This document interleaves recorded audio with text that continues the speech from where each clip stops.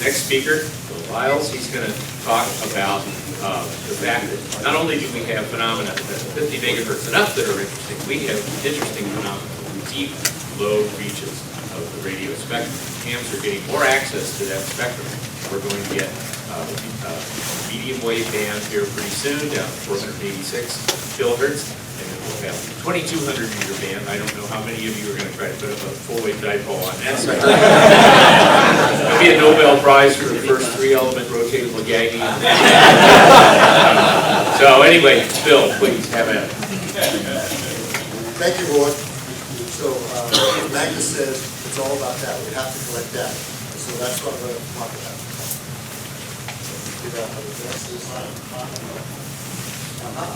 Thank you. Okay, so quick outline. So the first person who actually said, okay. So back in 1912,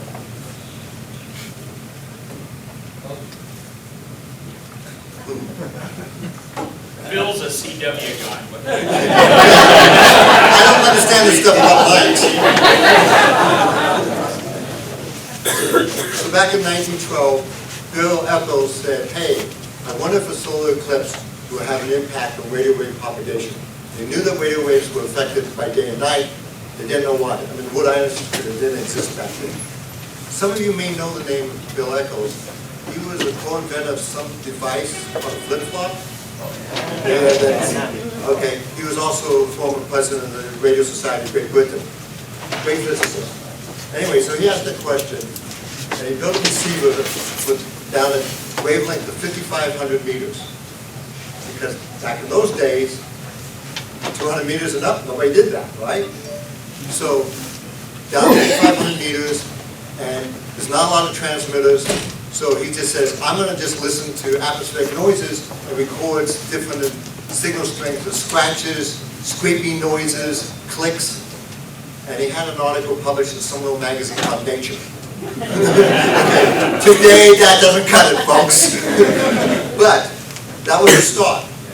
Okay. So then, also for the same eclipse, as it's moving over to the east, people in Denmark and France picked it up from a transmitter that used the Eiffel Tower as the tower to support the antenna. Okay. Down at 115 kilohertz. So they're listening at a very different wavelength than echo, so we can't compare the data. Right? As an aside, the Eiffel Tower was scheduled for destruction in 1908. And Eiffel said, if I could somehow show this was useful for science, maybe they would keep it around. So he made a deal with the French military because radio was coming in. They needed a tower. Could you imagine the Paris landscape with all those wires?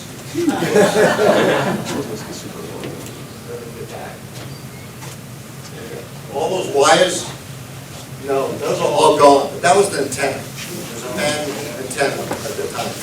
But the Eiffel Tower is still around today, right? Yeah. So you got his point. So these guys did a study, but we can't compare it back to the Eccles study. So now let's move forward many years.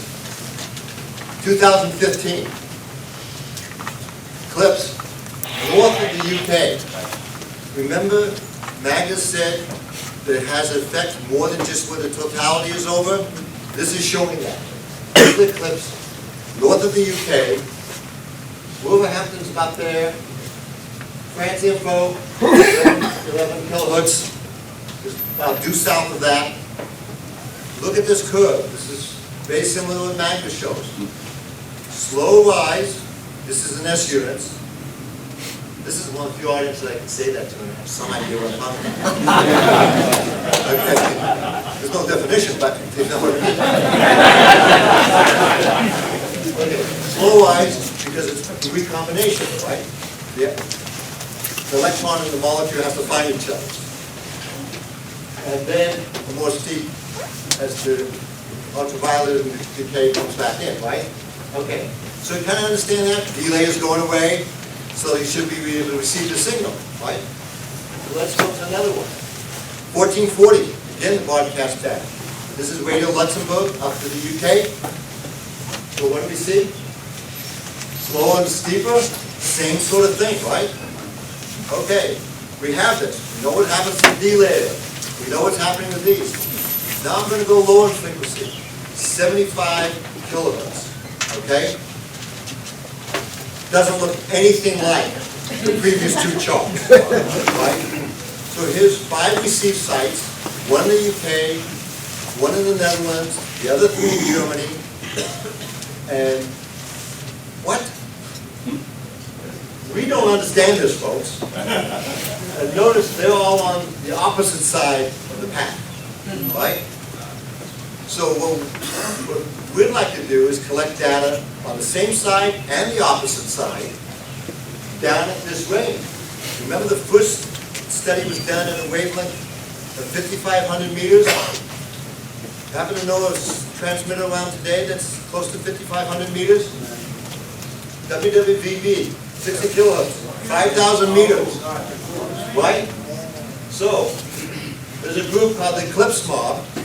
Hey, we got up to May, right? And so, we're trying to crowdsource people picking up WWB and doing the same chart you saw earlier, just amplitude versus time, right? However, we made some friends with some folks in the Navy. They have a transmitter outside of Sacramento, California, and they're going to be transmitting for us at 55.5 kilohertz, so we're going to have 2 frequencies close together to see what happens. You heard Ward talk about the new frequencies that the hams are getting. The Navy is also going to turn on another transmitter there that's at 135.95 kilohertz. Okay? This has tens of kilowatts coming out of it. Hams are never going to be able to do that. Has an antenna which covers acres. Hams are never going to do that. So those folks interested in the 136 kilohertz meter band, I suggest you start doing some propagation studies to come to Eclipse with that. We've already got that on the air a couple of times, and we picked it up in Kansas. That's as far east so far that we picked it up. It's on the air now? Well, it goes on the air from time to time when the Navy wants to do an experiment, but the Navy's nice enough that they give me a call and says, we're going to go on today, so just turn on all your equipment. Okay? And if people are interested, I can just spread that message around. What's the location? Dixon, California, which is right outside Sacramento. Second location? Oh, they're both in California. They're both in California, they're both on the same facility in Dixon. Okay? So that's what we're trying to do. We're trying to collect data for that study across the United States. So most people don't have receivers for that. So we actually will send out to folks, thanks to the National Science Foundation, free kits, okay? So you go to the website, eclipsemob.org, ask for a kit. You have to be non-profit or educational institution. This kit requires no soldering, and it includes even the wire strippers.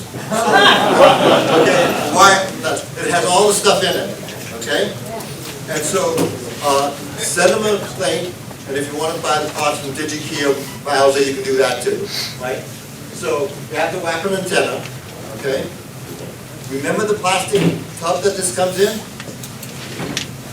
Multi-purpose. Okay? It's a balanced loop antenna. If you want to see this type of radio working today, go to the Sarah booth, and the person who designed this basic circuit and this antenna, his name is Tom. He's over at the Sarah booth, and he's demonstrating listening to the Navy radio stations right today. I was over there yesterday, and they had 3 of the Navy stations up. I don't remember. 6119. 6119. 119? 6119. Yes. Okay, yeah. Oh, hi. Yeah, it's a great little receiver. Okay, so there it is. You know, the antenna is not the towers, it's that wire. The towers are just supporting the capacitive top hat. Right? So if you go to this site, you'll see this is the coverage map. If you look at it closely, you notice during the daytime, no coverage up in Washington, Oregon. This is the coverage map that they computed, assuming a lousy antenna, a lousy receiver that smashed into a wall. Okay? 200 turns, by the way, folks. We picked this up just fine in Washington. Okay? So, we have pretty much coverage over there, so you can actually see the change. I need receivers all over the United States. This is where I have receivers today. So folks, get the kit. I need you folks to be distributed around here. If you notice, this area I got pretty good. This area, so anybody who lives in that area, you're going to get priority to get a kit. Okay? Okay? People around Massachusetts that ask for kits.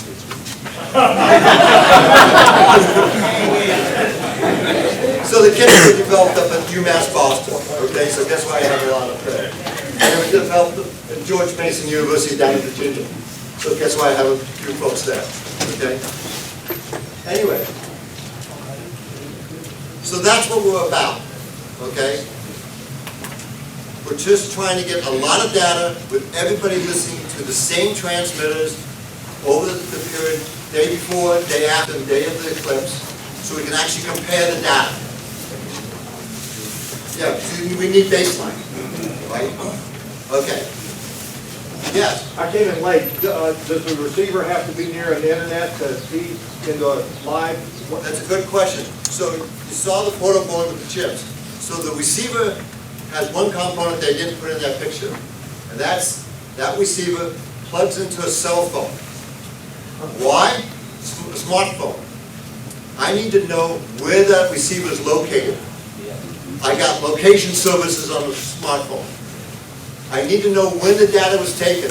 What do I have on that smartphone? I know the time, right? And what else does that smartphone do? It can upload the data. The app is written so that if you're not with internet access, it just stores it, because the smartphone does not have memory. And when you get to the internet, it will upload it. If it's already connected to the internet, it will upload it. So I've turned the smartphone into a software-defined radio with just an amp on the outside. EclipseMob. I don't know. You go to eclipsemob.org and you'll see how to download the app. Okay? Thank you all.